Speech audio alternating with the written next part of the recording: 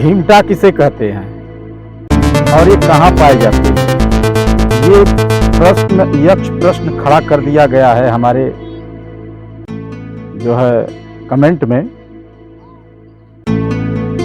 तो हमारा उत्तर देना दायित्व तो बनता है, इसलिए हम उत्तर देना अपना कर्तव्य समझ के उत्तर दे रहे हैं। और हमारे सभी दर्शक ये जाने हमारे इस वीडियो के माध्यम से कि भीमटा किसे कहते हैं और भीमटा पाए कहाँ जाते हैं। तो देखिए मेरे सभी दर्शकों, भीमटा हिंदी के तीन जो है अक्षर के समूहों का बना हुआ एक शब्द है और इसका पर्यायवाची है। कहीं कहीं पे इसको जो है लोग भीमांडू भी बोलते हैं, कहीं कहीं पे भीमकांडू भी बोलते हैं। ये जो है अपने आप को यहाँ के मूल निवासी बताने वाली एक भीमटा दायनी है और जिसके यहाँ जिसके छत्र छाया में पले बढ़े रहते हैं उसको बाहरी समझते हैं। जो इनको जिलाया खिलाया रहता है इनको ये हमेशा बेगाना समझते हैं, उसी को भीमटा कहते हैं। ये अपने आप को शुरू से ही राजा महाराजा का वंशज मानते हैं, लेकिन अपने आप को शोषित भी बताते हैं। यदि राजा महाराजा हो, वंशज हो राजा महाराजा, किसी राजा महाराजा के तो शोषित नहीं होगे, शोषित हो तो राजा महाराजा नहीं होगे। लेकिन इसी कला के लिए इनको भीमटा कहा जाता है। जैसे ये ब्राह्मणों से बहुत द्वेष रखते हैं, बैर रखते हैं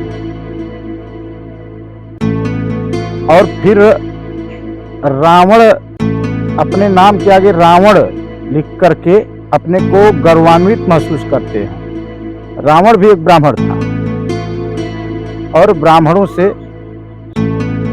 बैर भी रखते हैं, तो इसी को भीमटा कहते हैं। ये क्वालिटी भीमटों में ही मिलती है, दूसरे जगह ये क्वालिटी नहीं मिल पाएगी।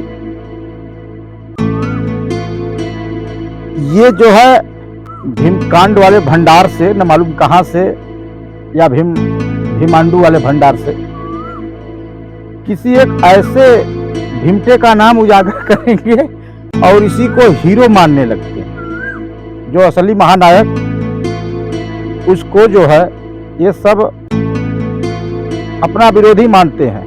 ये क्वालिटी भीमटों में मिलती है, इसीलिए इनको भीमटा नाम से संबोधित किया जाता है। ये एक मक्कार, जाहिल और एक क्या कहते हैं पराकाष्ठा हो जाएगी शब्दों की, पेरियार, जो कि 22 साल की अवस्था में अपने चचेरी बहन को लेकर भाग गया था। फिर उसकी बाद में चल के आगे शादी हुई, फिर अपने दोस्त को मार दिया था, उसकी बीवी को कुछ दिन रखा। उसके बाद 72 साल की अवस्था में एक अपने से 38 साल छोटी एक महिला से शादी किया, मूत्र की थैली हाथ में लेकर के। उसी ने इन भीमटों की नींव रखी है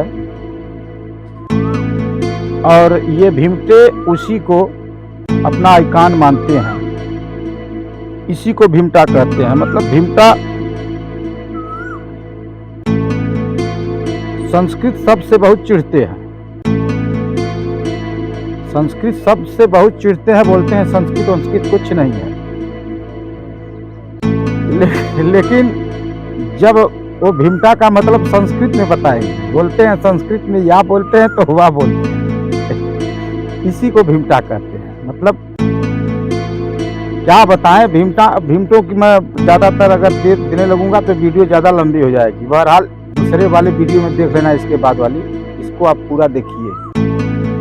भीमटे की परिभाषा है इसमें, ये बीम, कालम, सरिया, सीमेंट, पत्थर, गिट्टी, बालू से भी इनको जोड़कर देखा जाता है इन भीमटों को।